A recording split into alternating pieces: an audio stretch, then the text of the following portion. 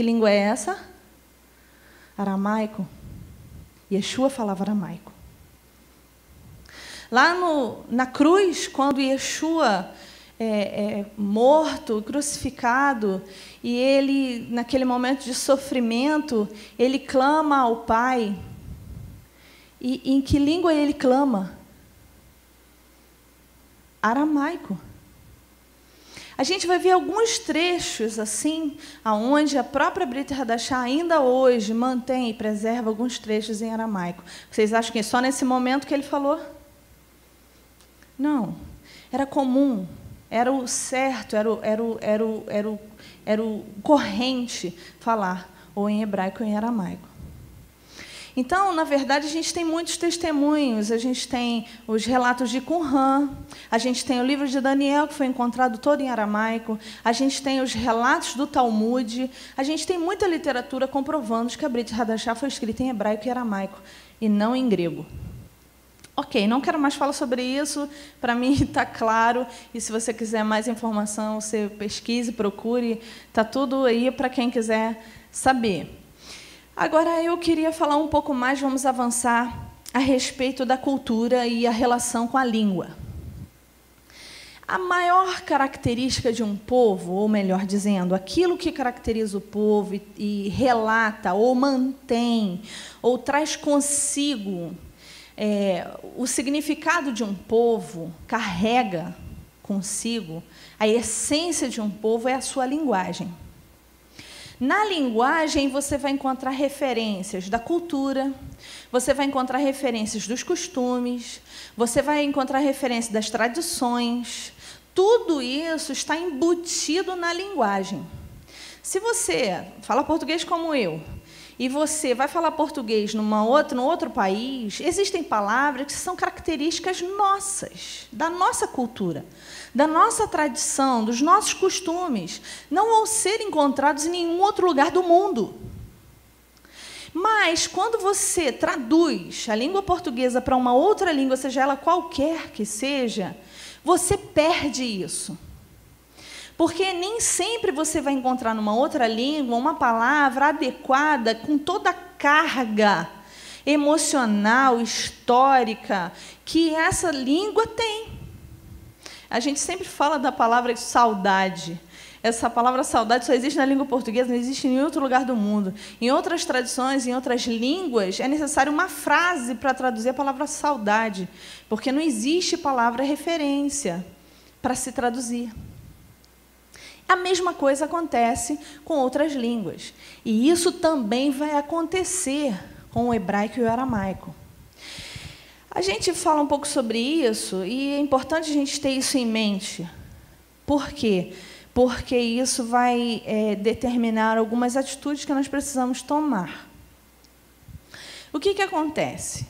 Essa cultura, essa tradição, esses costumes que estão embutidos na palavra, eles são perdidos quando essa palavra é traduzida. E, se a gente for observar a história das traduções, ao longo da história, a gente vai ver que, para chegar até nós, eu estou falando no caso do Brasil, da língua portuguesa, no Brasil, nós sofremos várias traduções para que se chegasse à língua portuguesa e à Bíblia que você tem nas mãos hoje. Você quer ver? Por cima, só para a gente ter uma ideia. Quando a Brit Hadashah foi escrita em hebraico e aramaico. Ok. Logo depois ela foi traduzida para o grego. E aí depois a Igreja Católica se formou, tomou conta desses manuscritos e aí traduziu para o latim, Vulgata. E aí, da Vulgata, o tempo foi passando, vamos dar saltos na história, e logo depois vem a Reforma, e a Reforma surge uma tradução do Novo Testamento para o alemão, quarta tradução. Aí, do alemão, a história se propaga, a Reforma se expande, chega até a Inglaterra, até a Europa, e existe uma tradução para o inglês, quinta tradução. E aí esse inglês, que é europeu, vai para as Américas. E aí sofre a influência americana do inglês americano. Não vou contar com uma nova tradução, mas esse inglês, ele vem para o Brasil e a maior parte dos missionários que trouxeram a palavra, a Bíblia para o Brasil, trouxeram a Brit Hadashah em inglês e foi traduzida para o português. 6ª tradução. Cada vez que essa palavra é traduzida, automaticamente ela sofre uma influência de quem traduz. E junto com a tradução vem uma versão. Por quê?